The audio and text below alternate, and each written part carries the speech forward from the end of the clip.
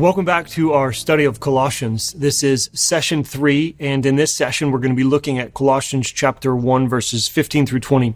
Let's remember the context of what's going on. Paul is writing this letter to a group of Christians in Colossae. Not a big group of people, probably a few house churches, hard to know the numbers, but we do know some things about these people. We know that they are followers of Jesus who are not interested in rejecting Jesus, but they are wondering if Jesus can provide them with everything they need. They've got goals, they've got hopes, they've got dreams. They want to become something and do something in the world. And they're beginning to wonder if maybe they should add something else outside of Jesus to this Jesus thing that's become a part of their lives. And in this letter, Paul is pretty clear from start to finish that Jesus is everything you need. That it's good to want more, but what you need is not more than what you already have. What you need is more of what you already have. You need more of the Jesus who has made himself available to you. So far we've seen that Paul introduces himself and he gives his standard greeting, grace and peace, which is really a summary of the gospel in just a couple of words. And then we looked at the second section where Paul is, it's kind of the opening part of the letter. And I think what he's doing in here is he's saying, I want you to remember some things that you might be tempted to forget, who you are and what God has done for you and in you, and also what God is doing, like where he's going to take you if you stay with him. And then we turn a corner in verse 15. And chapter 1, verses 15 through 20 really is, in many ways, the theological heartbeat of Colossians. There are a few passages in this book that stand out because of their importance with respect to what Paul is saying. This is one of them. It really encapsulates a big portion of what Paul is trying to say about Jesus. And it's actually had a really important impact, too, throughout Christian history. It's one of the primary texts where the early church looked to think through who it is that Jesus actually is. And so I'm looking forward to breaking it down together with you here for a little bit. And I want to suggest to you that there really are two key words that are helpful when it comes to this passage. And one of those words is the word sufficient, and another one is the word supreme. I think that Paul is arguing that Christ is sufficient, and you can see this because Christ is supreme. So it's like sufficient because supreme, or you can do the arrow in whatever way you want. Supreme, therefore sufficient. The idea is that when you pay attention, and I want you to get the big picture because there's a lot of details in here. The idea is that when you pay attention to who Jesus is and what he's accomplished, you'll come to the conclusion that only he has his credentials. Only he is supreme in all things, and this demonstrates whether or not he actually is enough for us. And now I want to read through the passage and then draw your attention to a few of its features. Colossians chapter 1, verses 15 through 20. It says, "The Son is the image of the invisible God, the firstborn over all creation. For in him all things were created, things in heaven and on earth, visible and invisible, whether thrones or powers or rulers or authorities.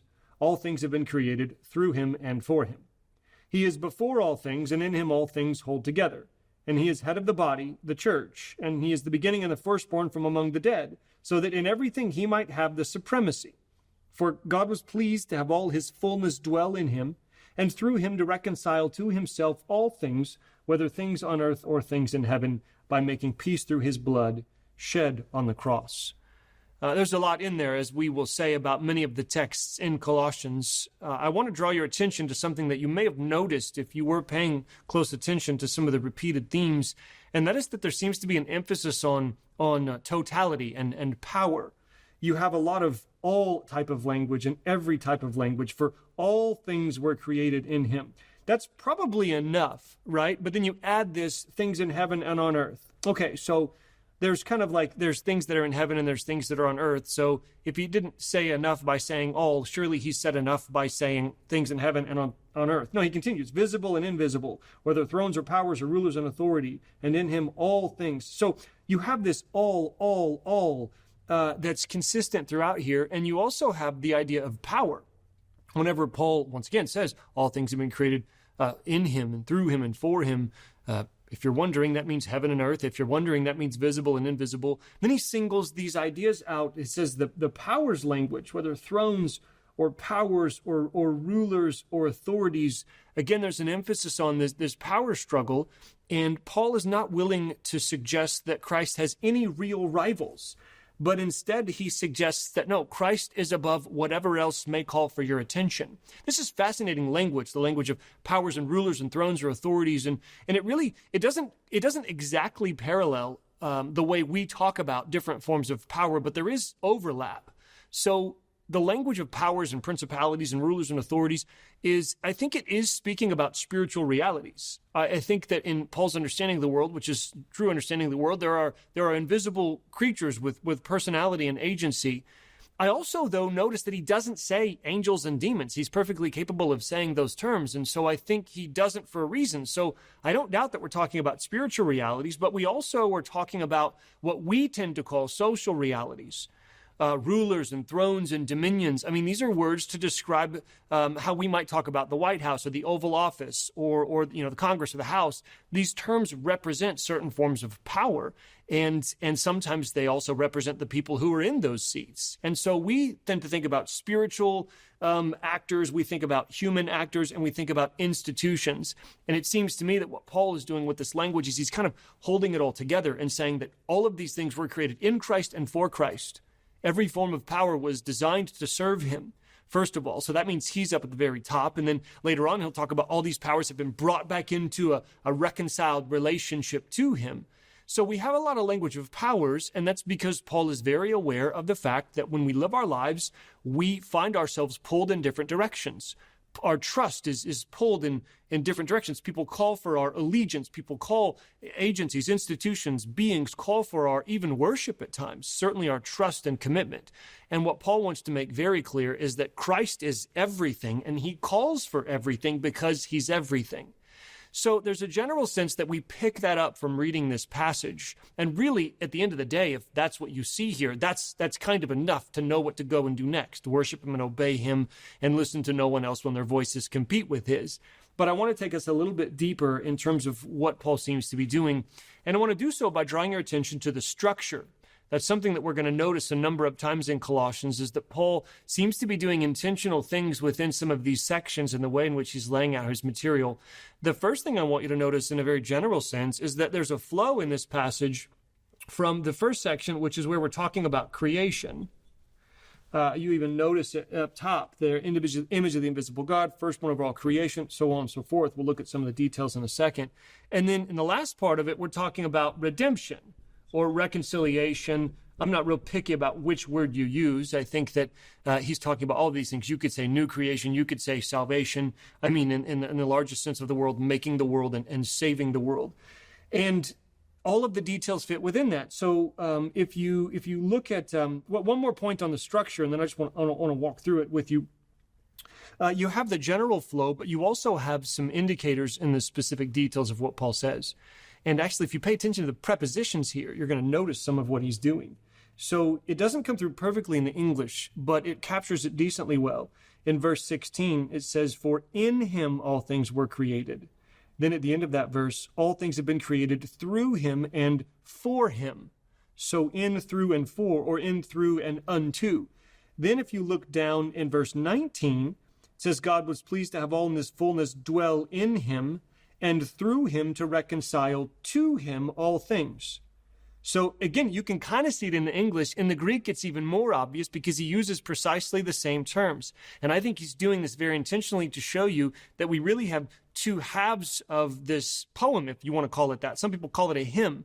I don't care what you call it. I just want you to believe it's true. So we'll think of it as a poem, and there's this creation stanza up top where all things are created in him, through him, and unto him. And then this reconciliation or redemption stanza where God was pleased to dwell in him and to reconcile through him all things to him. So even then you see that there's a parallel here, and we could benefit from looking through a number of the details. Let's just kind of look at a couple of these. Man, I love how it starts. The Son is the image of the invisible God. He's saying there a couple of things. One, when you look at Jesus, you see what God is like. Two, I think he's very much talking about how we were made in the image of God. So when we look at Jesus, we see what we were to become. And so right there you have this idea that Paul is taking us back to the very beginning. And he's saying that when you look at the very beginning, clearly what you see is Jesus. So Jesus shows us the creator God and who we're called to be. Then firstborn over all creation probably deserves a comment. Firstborn can be the thing that's first in time, but it becomes, in that culture especially, the thing that's first in time is the thing that's first in rank. And the term here can actually be either or both. So what this means is not that Jesus was God's first creation. That doesn't make any sense of what Paul says elsewhere in this very letter, in 1:19, especially later on in 2:9. But what he's saying is that Christ is the one who outranks all things in creation. You jump down below and you see the same thing when he's the beginning and the firstborn from among the dead. So he's the head over all creation, and he's the head over, here's another word, resurrection. So I know there's a lot of details here, and I hope you're tracking with me, because really I think at the end of the day, there's a simplicity to what Paul is saying. Creation, Christ is supreme. Redemption, Christ is supreme. And as a matter of fact, there's a middle part of this little poem in terms of the way I think it probably should be read. So you have the creation piece ending in verse 17, he's before all things. Then you have this line, in him all things hold together. And then in 18, you transition to this life of redemption. He's the head of the body of the church. So I think you have in the very middle of this poem, this line that actually is a statement about what is true, that in him all things hold together. I think that's true of the poem, and I think that's true of the reality that the poem is speaking about, that all things hold together in him. I mean, this is the fundamental statement about the nature of reality. So different philosophers and scientists, even in Paul's world, would say that different things were at the foundation of everything. And some philosophers would say that reason, or logos, is at the center holding everything together. And others would say it's a biological principle that's holding all things together. And what Paul is saying is it's Jesus, actually, who sustains all things, who is central in creation, and who is central in redemption. And so that seems to be what Paul is saying here.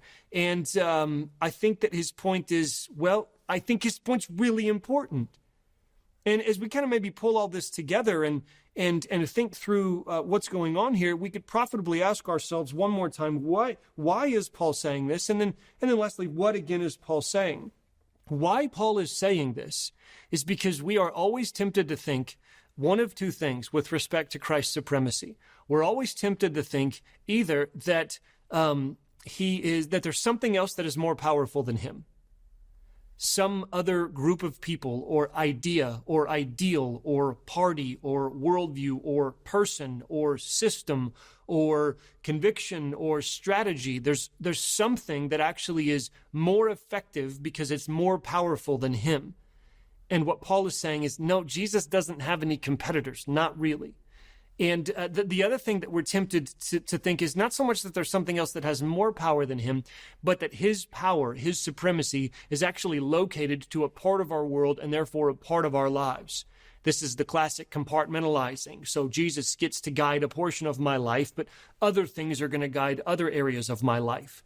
And so the reason why Paul is emphasizing the supreme power of Jesus in all things is because we're tempted to forget or deny or doubt or move away from this central truth that he is the most powerful being in the universe and that we do well to trust him.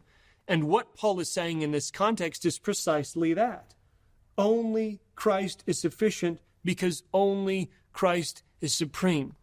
I know it sounds a little punchy, but I think Paul would say, once you understand the truth about Jesus, and I really think this summarizes what we're talking about when we talk about this passage, when you understand the truth about Jesus, if you're going to ask the question, why stay with Jesus? Here's Paul's answer from Colossians 1:15 through 20. His answer is because he's Jesus.